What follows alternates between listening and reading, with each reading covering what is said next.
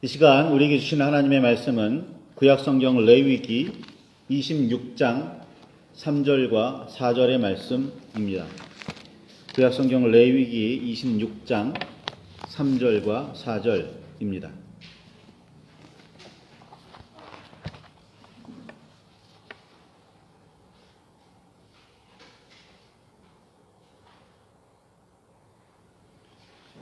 찾으셨으면 우리 함께 말씀을 봉독하시겠습니다. 너희가 내 규례와 계명을 준행하면 내가 너희에게 철따라 비를 주리니 땅은 그 산물을 내고 밭의 나무는 그 열매를 맺으리라. 아멘. 주님 우리의 마음을 여시어 말씀을 깨닫게 하옵소서. 아멘.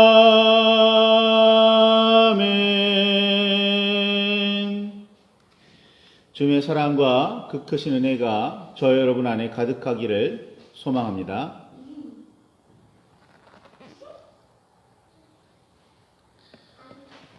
하나님의 말씀을 문서로 기록해 보존하고 후대에 전하는, 그래서 누구보다 하나님의 말씀을 정확하게 알고 있다고 모두에게 인정되던 서기관들과 율법을 해석하고 가르치며 누구보다도 철저하게 지키던 바리새인들에게 예수님께서는 회칠한 무덤 같다고 하시며 겉으로는 아름답게 보이나 그 안에는 죽은 사람의 뼈와 모든 더러운 것이 가득하도다 라며 화가 있을 것이라고 말씀하셨습니다. 오늘 우리 그리스도인들도 예수님의 이런 비판 앞에 자신을 내려놓고 비추어 보아야 합니다. 하나님의 말씀을 선포하신 그대로 바르게 알고 있는지 말입니다. 그리고 자신의 이익을 위해 마음대로 해석하여 이용하지 않고 하나님께서 뜻하신 그대로 받아들여 행하고 있는지 말입니다. 예수님은 서기관들과 바리새인들의 거칠에, 즉 외식은 비판하셨지만 하나님의 명령인 율법이 쓸모없으니 지키지 않아도 된다고 말씀하시지는 않으셨습니다. 율법 폐기론, 율법은 없어도 좋다, 신약시대엔 율법은 지키지 않아도 된다, 말도 안 되는 소리입니다. 마태복음 5장 18절에 예수님께서는 천지가 없어지기 전에는 율법의 1.1획도 결코 없어지지 아니하고 다 이루리라. 5장 20절에는 너희 의가 서기관과 바리새인보다 더 낫지 못하면 결코 천국에 들어가지 못하리라 라고 분명하게 말씀하셨습니다. 외식은, 거칠에는 반드시 사라져야 하지만 율법은 다 이루어져야 합니다. 어디에서요? 우리의 삶에서 말입니다. 예수님께서는 사람이 떡으로만 살 것이 아니요 하나님의 입으로부터 나오는 말씀으로 살 것이라 라고 말씀하시며 마귀의 시험을 물리치셨습니다. 이 말씀은 본래 광야에서 지낸 40년을 돌아본 모세가 신명기 8장 2절에 있는 말씀처럼 이는 너를 낮추시며 너를 시험하사 내 마음이 어떠한지 그 명령을 지키는지 지키지 않는지 알려 하심이라 라며 하나님의 뜻을 살핀 후에 깨달은 결과였습니다. 하나님의 사람인 우리, 그리스도인인 우리, 성령과 동행하는 우리는 음식이 아닌 하나님의 말씀으로 살아야 합니다. 이 사실을 잊어서는 안 됩니다. 하나님께서 우리에게 율법을 베푸신 이유는 자기가 최고라며 마음대로 살려는, 그래서 하나님의 말씀이라도 그리 대단하게 여기지 않는 우리를 낮추고자 하시기 때문입니다. 그리고 우리가 하나님의 명령을 지키는지 지키지 않는지 알아보려고 하시기 때문입니다. 이게 율법의 이유입니다. 이집트를 탈출한 이스라엘 백성이 이집트 땅에서 고깃가마 곁에 앉아 있던 때와 떡을 배불리 먹던 때를 그리워하며 모세와 아론을 원망했을 때 하나님께서는 모세에게 이렇게 말씀하시죠. 출애굽기 16장 4절입니다. 내가 너희를 위하여 하늘에서 양식을 비같이 내리니 백성이 나가서 일용할 것을 날마다 거둘 것이니라. 이같이 하여 그들이 내 율법을 준행하나 아니하나 내가 시험하리라 라고 말씀하셨습니다. 우리는 이렇게 아침에는 만나와 저녁에는 메추라기로 백성을 먹이셨다는 사실은 기억하지만 이 일로 이스라엘을 시험하셨다는 사실은 잘 모르고 있습니다. 하나님께서는 이렇게 하늘에서 내릴 음식을 어떻게 얼마를 거두어 어찌 먹어야 하는지를 말씀하셨고 이스라엘 백성은 하나님께서 가르쳐 주신 대로 해야 했습니다. 일곱째 날, 즉 안식일에는 하늘에서 내리는 양식을 거두러 나가도 얻을 수 없으리라 말씀하셨습니다. 여섯째 날에는 평소에 2배를 거두게 될 텐데 안식일에는 그걸 먹으면 된다고 말입니다. 이것이 하나님의 시험이었습니다. 그런데 그들은 하나님께서 하루 양식으로 거두라는 양보다 많이 거두었고 안식일에도 양식을 구하러 나갔습니다. 모세는 하나님의 말씀을 따르지 않는 백성에게 노했고 하나님께서는 출애굽기 16장 28절에 있는 말씀처럼 어느 때까지 너희가 내 계명과 내 율법을 지키지 아니하려느냐라고 책망하셨습니다. 만나와 메추라기를 통해 하나님께서는 이스라엘 백성이 하나님의 음성에 귀를 기울이고 있는지 그리고 하나님의 뜻에 순종하는지를 보려고 하셨는데 그들은 먹을거리에 눈이 멀었고 하나님의 명령은 건성으로 들었습니다. 오늘 우리라고 다르지 않습니다. 이 땅에서 누릴 은혜와 복은 눈물로 구하지만 하나님의 말씀을 온전히 따르고 있는지는 별로 신경 쓰지 않습니다. 우리 신앙의 안타까운 현주소입니다. 은혜와 복이 그리 중요하지 않고 하나님의 말씀을 참되고 온전하게 따르고 있는지를 세세히 살펴야 한다는 설교는 듣기 싫은 잔소리로 여기며 귀찮아합니다. 이렇게 하는 신앙생활이 건강할 리 없고 따라서 선한 영향력이 퍼져나갈 수도 없습니다. 오히려 하나님을 믿지 않는 사람보다 믿는다는 사람들이 더하다는 비난이나 듣습니다. 오늘 우리 교회가 처한 현실입니다. 예수님께서는 우리에게 소금이 되라고 말씀하시며 맛을 잃지 말라고 하셨습니다. 하나님의 사람으로서 내야 하는 맛이 있습니다. 하나님의 뜻과 명령을 따라 살아 세상에 그 맛이 스며들어 섞이게 해야 합니다. 소금이 음식에 들어가면 그 겉모양은 사라집니다. 형체는 사라져도 맛은 분명하게 남습니다. 그 선한 행실이 구체적으로 남에게 드러나 자랑거리가 되지는 않더라도 우리가 묵묵히 하나님의 뜻과 명령대로 살아감으로 이 세상을 살맛나게 해야 합니다. 하나님의 뜻과 명령이 소금이고 그 맛을 내라고 우리를 부르셨습니다. 또한 우리에게 빛이 되라고 하시면서 너희 빛이 사람 앞에 비치게 하여 그들로 너희 착한 행실을 보고 하늘에 계신 너희 아버지께 영광을 돌리게 하라 라고 말씀하셨습니다. 빛이 되라는 말씀을 스타가 되라는 말로 읽을 수도 있으나 별처럼 빛나 우러름을 받으라는 뜻은 아닙니다. 빛이 되어 다른 사람들이 걸어갈 어두운 길을 밝히고 그들이 하나님의 사람들이 하나님의 뜻과 말씀을 따라 살아가는 행실을 본받게 하라는 말입니다. 그렇게 하여 이 땅을 살아가는 모두가 하나님께 영광을 돌리게 하라는 뜻입니다. 그러나 우리는 그저 세상이 부러워하는 스타가 되어 우러름을 받으며 세속적인 성공이나 거두려고 합니다. 이게 교회 다니는 이유, 신앙생활 하는 이유겠죠. 어쩌면 우리의 신앙생활은 근본부터 잘못되어 있는지도 모릅니다. 아니, 잘못되어 있다고 말해야 하겠지요. 만일 우리가 성공이나 하려고 하고 복이나 받으려고 한다면 말입니다. 잘 알고 계시듯이 십계명의 첫 번째는 너는 나 외에는 다른 신을 내게 두지 말라 이고 두 번째는 너를 위하여 새긴 우상을 만들지 말고 또 위로 하늘에 있는 것이나 아래로 땅에 있는 것이나 땅 아래 물속에 있는 것에 어떤 형상도 만들지 말며 그것들에게 절하지 말며 그것들을 섬기지 말라입니다. 이 계명들을 둘로 구분했지만 내용을 살펴보면 둘이 아님을 알 수 있습니다. 여호와 하나님 외에 그 어떤 것도 섬기지 말라라는 말씀입니다. 그 어떤 것에는 우리 사람도 포함되어 있습니다. 그러니 사람이 빛, 즉 스타가 되어서는 하나님께 영광을 돌릴 수가 없습니다. 우리는 빛이 아닙니다. 우리도 홀로 하나이시며 영원한 빛을 따르는 피조물의 하나, 그저 한 사람일 뿐입니다.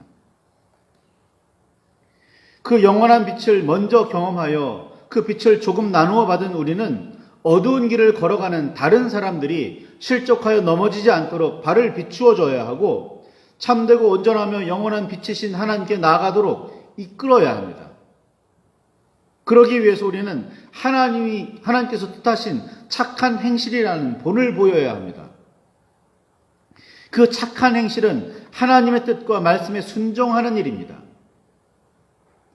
하나님의 뜻과 말씀이 구체적으로 드러난 명령인 십계명을 비롯한 율법입니다. 예수님께서 너희는 어찌하여 너희의 전통으로 하나님의 계명을 범하느냐 비판하시고 비난하셨습니다. 그동안 사람들은 하나님께서 선포하신 율법이 실생활에 바로 적용할 정도로 세세하지 않다고 생각했고 따라서 시대와 상황에 따라 나름 권위자들이 그럴듯한 해석을 통해 실제적이고 구체적인 실천 방법을 만들어냈습니다. 처음에는 시대와 상황에 따른 나름 실제적인 해석이 하나였고 가치와 효과가 있었습니다. 그러나 시간이 지나면 이는 전통이 되었고 나아가 하나님의 계명과 동등하게 여겨집니다. 사람의 해석이 하나님의 말씀으로 둔갑합니다. 예수님께서는 이것을 비판하셨습니다. 예수님께서는 특정 시대와 상황에나 맞는 해석을 시대와 상황이 변했는데도 여전히 동일하게 적용하는 행태를 비판하셨습니다. 그 한시적인 해석과 적용을 절대화하지 말라고 하셨습니다. 하나님을 사랑하고 이웃을 사랑하라는 율법의 근본 정신은 잊어버리고 변화된 시대와 상황에 어울리지도 않는 전통이나 고집하고 있는 행태를 꼬집으셨습니다. 오늘 우리는 어쩌면 16세기 종교개혁 시대에 만들어진 전통을 고집하고 있는지도 모릅니다. 무엇이 종교개혁의 전통인지, 무엇이 성경에 드러난 진정한 하나님의 뜻인지를 구분하려는 생각조차 하지 않습니다. 종교개혁의 전통이 중요하지 않다거나 잘못되었다는 말이 아니라 종교개혁을 통해 회복하려고 했던 하나님의 뜻에 집중해야 한다는 말입니다. 하나님을 사랑하고 이웃을 사랑하라는 말씀이 온 율법과 선지자의 강령, 즉 하나님의 계명이 지닌 핵심입니다. 예수님께서도 말씀하셨잖아요. 복잡하고 지루하게 여겨지는 법 조항들이 출애굽기 20장부터 레위기 전체에 이르기까지 계속됩니다. 아니 앞으로 민수기 신명기에도 계속 반복되고 그리고 역사서에도 수많은 율법서에도 계속해서 선지서에서도 반복됩니다. 신약이라고 달라지지 않습니다. 계속 반복돼요. 제사장들만 알면 될 듯한 제사법들이 쭉 나열됩니다. 비슷비슷하고 그래서 더 지루하고 뭐가 뭔 말인지 모르겠고 그래서 더 어렵습니다. 다시 또 말씀드리지만 하나님께 제사 드리는 과정에서 제사장들의 역할은 대부분 성막 안과 제단 앞에서 이루어졌습니다. 제물을 길러 선택하고 가져와 제단에 올리기 합당하게 준비하는 모든 일은 제사 드리며 하나님께 나아가려는 각 사람이 모두 해야 했습니다. 그러니 제사법은 제사장뿐 아니라 일반인 모두가 알아야 했습니다. 복잡하고 지루하며 어렵다고 건너뛸 수 있는 부분이 절대로 아닙니다. 하나님께서는 계속해서 반복해서 강조하셨듯이 너희가 내 규례와 계명을 준행하면 내가 너에게 철 따라 비를 주리니 땅은 그 산물을 내고 밭에 나무는 열매를 맺으리라 라고 또다시 말씀하십니다. 성경 전체를 통해 이 말씀은 반복되고 반복되며 강조되고 강조됩니다. 그러나 하나님께서 이어서 말씀하시죠. 그러나 레위기 26장 14절에서 18절에 있는 말씀이죠. 그러나 너희가 내게 청종하지 아니하며 이 모든 명령을 준행하지 아니하며 내 규례를 멸시하며 마음에 내 법도를 싫어하며 내 모든 계명을 준행하지 아니하며 내 언약을 배반할진대 내가 이같이 너희에게 행하리니 곧 내가 너희에게 놀라운 재앙을 내려 폐병과 열병으로 눈이 어둡고 생명이 쇠약하게 할 것이요 너희가 파종한 것은 헛되리니 너희의 대적이 그것을 먹을 것임이며 내가 너희를 치리니 너희가 너희의 대적에게 패할 것이요 너희를 미워하는 자가 너희를 다스릴 것이며 너희는 쫓는 자가 없이도 도망하리라. 또 만일 너희가 그렇게 되어도 내게 청정하지 아니하며 너희의 죄로 말미암아 내가 너희를 7배나 더 징벌하리라. 레위기 26장 23절에서 24절에는 이런 일을 당하여도 너희가 내게로 돌아오지 아니하고 내게 대항할진대 곧 나도 너희에게 대항하여 너희 죄로 말미암아 너희를 7배나 더 치리라. 27절에서 28절에 이르면 너희가 이같이 될지라도 내게 청종하지 아니하고 내게 대항할진대 내가 진노로 너희에게 대항하되 너희의 죄로 말미암아 7배나 더 징벌하리니 라고 말씀하십니다. 약속의 땅 가나안이든 아니든 하나님께서 우리의 주님이 되셔서 우리를 돌보시고 인도하시며 복을 주시는 이유는 우리가 하나님의 규례와 계명을 준행하기 때문입니다. 언제 어디에서건 우리가 징벌을 받는 이유는 하나님의 규례와 계명을 준행하지 않기 때문입니다. 규례와 계명대로 하나님을 사랑하고 이웃을 사랑하지 않기 때문입니다. 하나님께서는 심판과 멸망이라는 징벌이 끝이라고 말씀하지 않으셨습니다. 레위기 26장 40절에서 42절에 이르면 그들이 나를 거스른 잘못으로 자기의 죄악과 그들의 조상의 죄악을 자복하고 또 그들이 내게 대항함으로 나도 그들에게 대항하여 내가 그들의 원수의 땅으로 끌고 갔음을 깨닫고 그 할례 받지 아니한 그들의 마음이 낮아져서 그들의 죄악의 형벌을 기쁘게 받으면 내가 야곱과 맺은 내 언약과 이삭과 맺은 내 언약을 기억하며 아브라함과 맺은 내 언약을 기억하고 그 땅을 기억하리라. 레위기 26장 46절에 보면 이것은 여호와께서 시내 산에서 자기와 이스라엘 자손 사이에 모세를 통하여 세우신 규례와 법도와 율법이니라 라고 분명하게 말씀하셨습니다. 하나님의 뜻을 거스르는 일이 잘못이고 죄악입니다. 한 번 더 말씀드리면 성경이 가르치는 죄악의 개념은 하나님의 뜻을 거스르는 일입니다. 하나님의 율법과 계명을 어기는 일이 하나님의 뜻을 거스르는 일이고 이것이 바로 죄악입니다.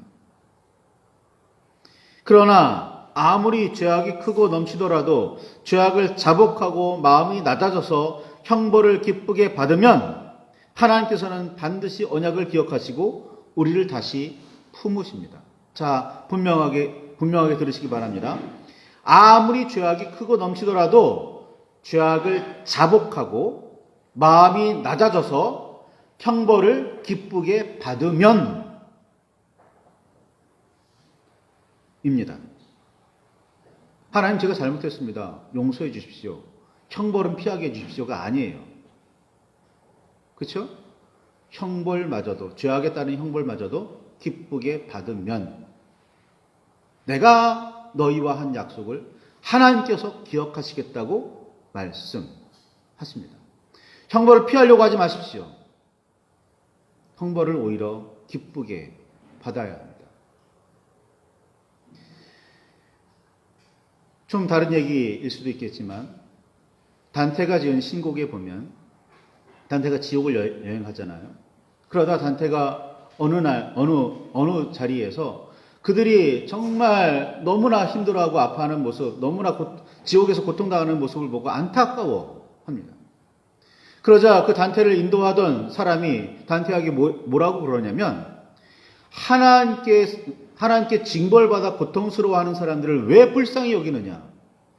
그 하나님께 징벌받아 하나님 앞에 죄를 지었고 징벌받아 불쌍히 여기는 그것이야말로 하나님께 범죄하는 일이다 라고 말하고 있습니다.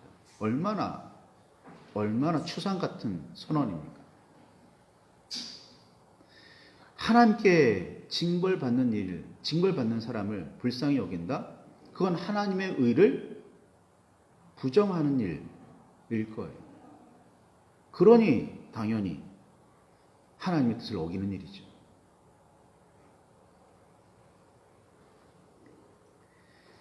아무리 죄가 많아도 자복하고 마음이 낮아져서 하나님께서 베푸시는 형벌을 기쁘게 받으면 하나님께서는 우리를 기억하시고 언약을 기억하시고 이루십니다.